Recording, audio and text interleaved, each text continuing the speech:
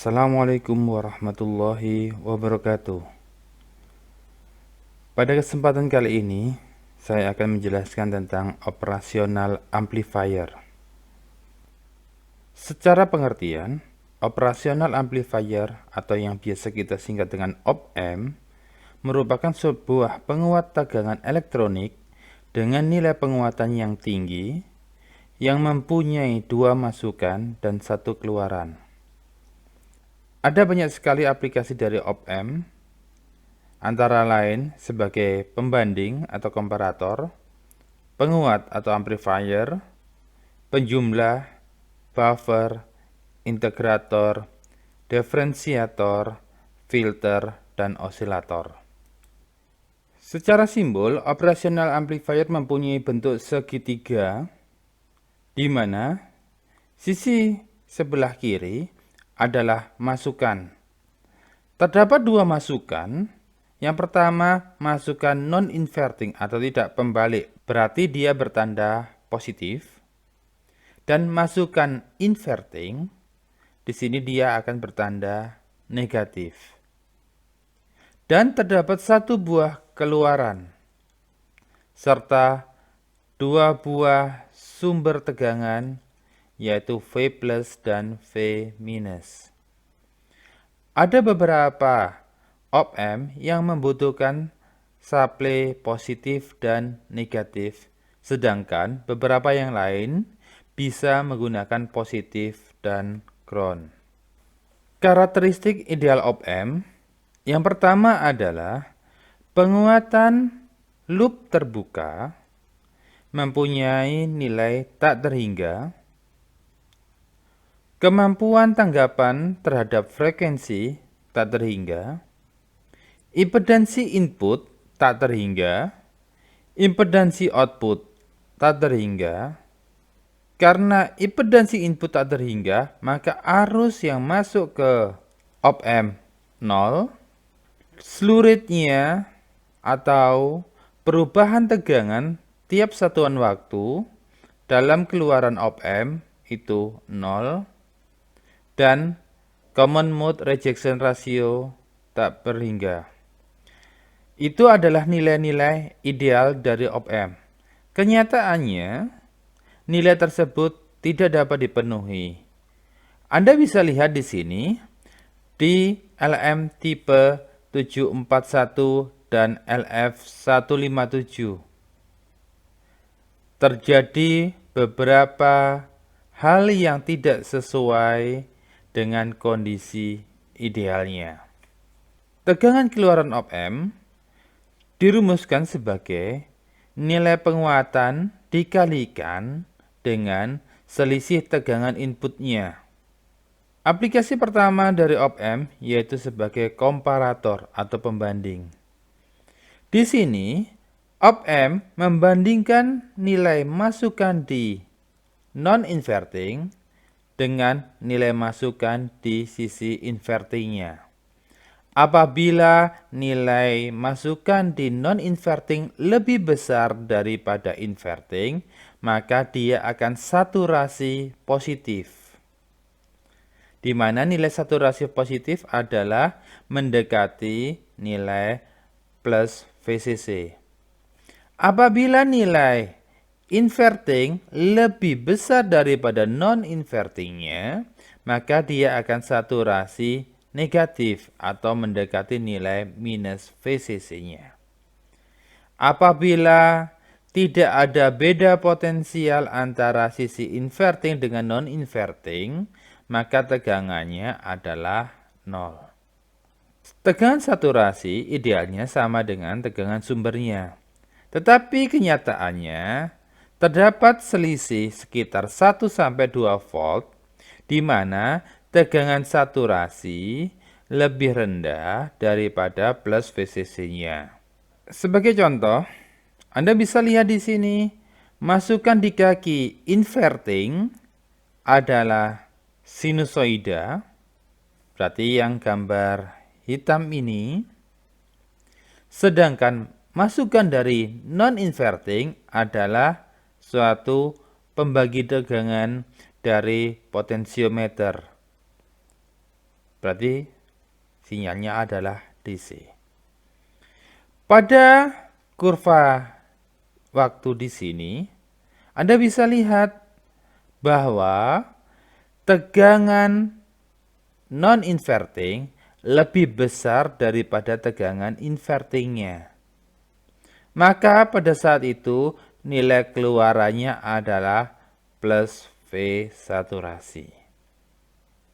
Sedangkan kurva di sini, Anda bisa lihat tegangan invertingnya lebih besar daripada tegangan non-invertingnya.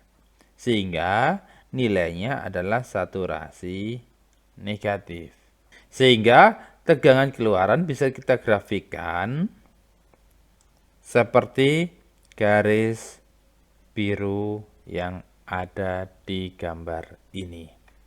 Berikut adalah latihan Anda bisa kerjakan dan Anda bisa gambarkan bagaimana bentuk tegangan output bila mempunyai tegangan masukan seperti pada soal berikut.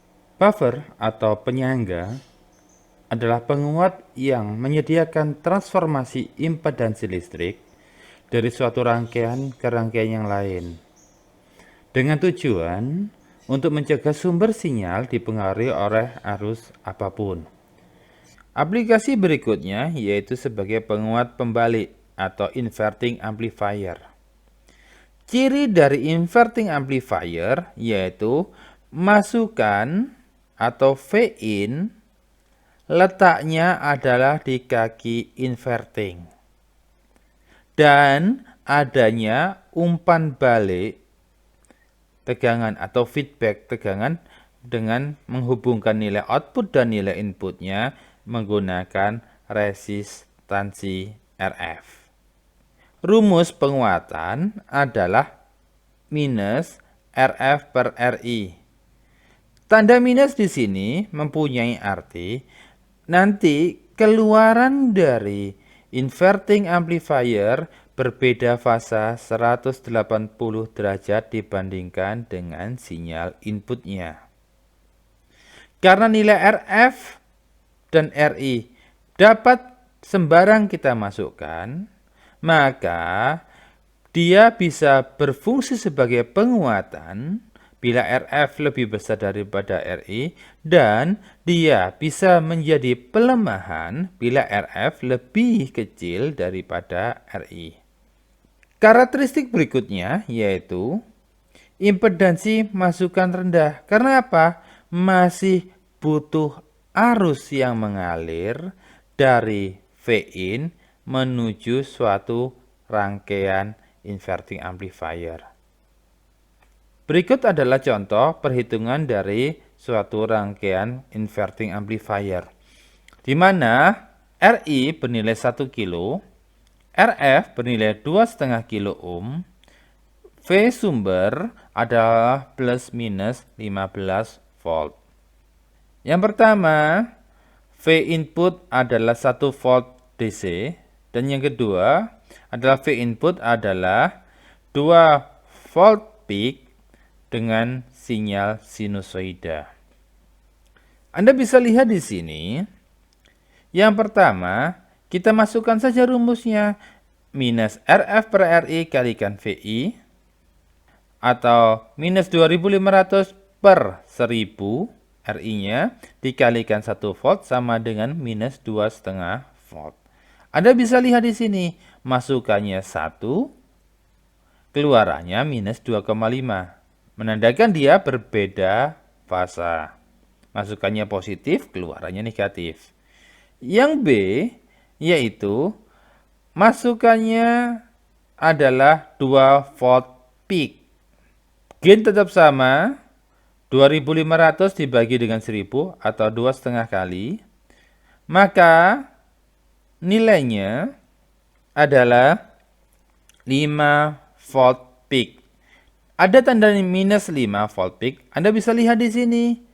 Pada saat masukannya 2 volt peak, maka keluarannya adalah minus 5 volt peak. Pada saat masukannya 0, dikalikan gain 2,5, tetap 0. Pada saat masukannya minus 2, maka keluarannya adalah 5 volt peak. Oke, kita lanjutkan. Di sini ada latihan yang bisa Anda kerjakan.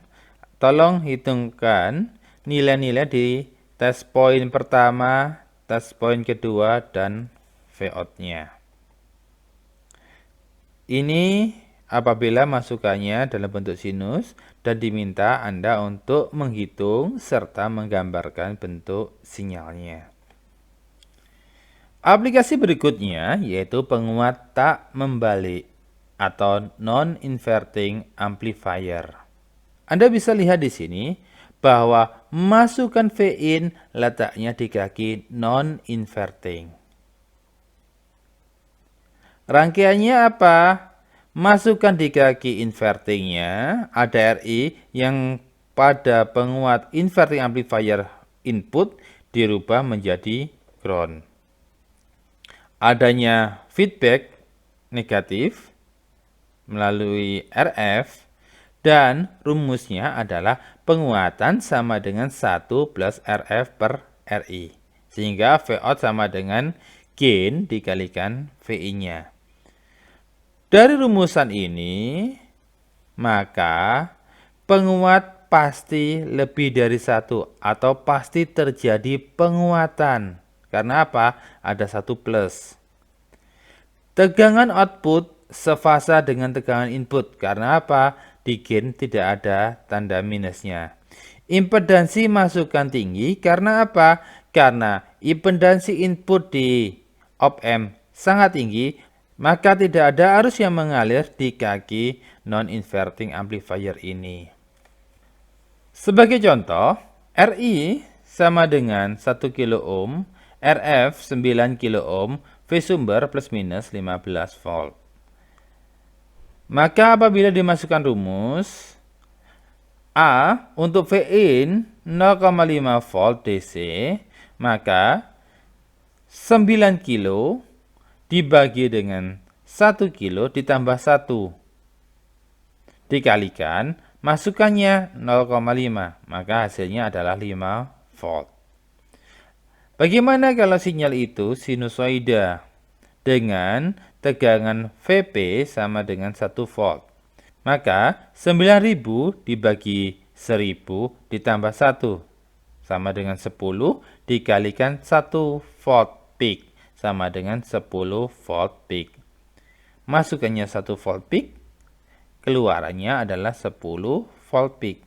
Masukannya minus, maka keluarannya juga minus. Anda bisa lihat di sini antara input dan output dalam fasa yang sama. Berikut latihan untuk non-inverting amplifier yang bisa Anda kerjakan. Aplikasi berikutnya yaitu penguat penjumlah pembalik. Dikatakan penguat penjumlah pembalik karena fungsinya yang pertama, dia bisa berfungsi sebagai penguatan. Karena apa? Ada nilai RF per R1, R2, R3 sampai R ke N seperti halnya rangkaian inverting. Tetapi karena masukannya ada banyak mulai V1 sampai V ke N, maka dia akan dapat menjumlahkan tegangan masukan-masukan yang ada di situ. Karena penguat penjumlah pembalik mempunyai dasar rangkaian sama dengan inverting amplifier, maka karakteristiknya juga sama. Yang pertama yaitu impedansi masukannya rendah. Yang kedua, bisa digunakan sebagai penjumlah sekaligus sebagai penguat. Yang ketiga, sinyal output berbalik fasa 180 derajat. Berikut adalah contoh soal untuk rangkaian penguat penjumlah pembalik. Yang pertama adalah V1 adalah 2 volt, V2-nya 4 volt, V3-nya minus 3 volt, R1, R2, R3, dan RF adalah nilainya sama. Karena R1, R2, R3, dan RF nilainya sama, maka di sini tidak terjadi penguatan. Karena apa? Bisa langsung dicoret. Tinggal 2 tambah 4, 6 dikurangi 3. Sama dengan 3. Ada tanda minus, berarti 3 menjadi minus 3 volt. Yang kedua, apabila nilai R1, R2, R3 tidak sama, maka rumus yang di atas tadi bisa digunakan langsung. Tinggal minus RF minus 8.200 dikalikan dengan V1 per R1 ditambah V2 per R2 ditambah V3 per R3. Hasilnya setelah dihitung adalah 1,48 volt. Sebagai latihan Anda bisa kerjakan di mana Anda diminta untuk menghitung tegangan di test point pertama, kedua, ketiga, keempat, dan V outputnya. Yang berikutnya adalah penguat diferensial. Beda halnya dengan penguat sebelumnya, di penguat inverting maupun non-inverting, di mana masukannya hanya terdapat di salah satu kakinya. Kalau inverting terdapat di kaki inverting, kalau non-inverting terdapat di kaki non-inverting. Tetapi di penguat diferensial, kedua pin dari op-amp digunakan untuk tegangan inputnya, yaitu V1 dan V2. Perlu yang kita catat di penguat diferensial, yaitu R1 harus bernilai sama dengan R2, R1 sama dengan R2, dan RF harus bernilai sama dengan RG-nya. Karena di sini Anda bisa lihat adanya arus yang mengalir di suatu rangkaian, maka mengakibatkan impedansi masukannya rendah. Dan kesulitan berikutnya yaitu apa? Menentukan atau mencari nilai R1 dan R2 yang sama atau RF dan RG yang benar-benar sama.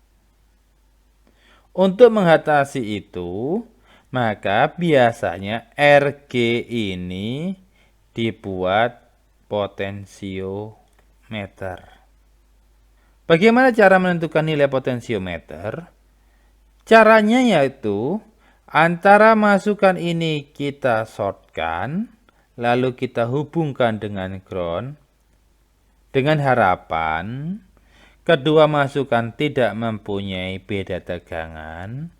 Logikanya berdasarkan rumus di sini, apabila masukan tidak mempunyai beda tegangan, maka berapapun nilai RF dan R1, Vout-nya bernilai 0. Jadi kita atur RG-nya sampai nilainya 0 Vout-nya. Sebagai contoh di sini R1 dan R2 sama dengan 1 kilo. RF sama dengan RG adalah 2K2. V1-nya minus 0,5, V2-nya adalah 1 volt.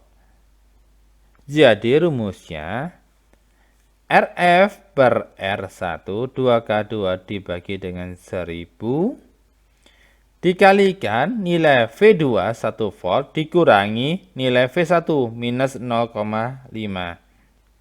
Hasilnya adalah 3,3 volt.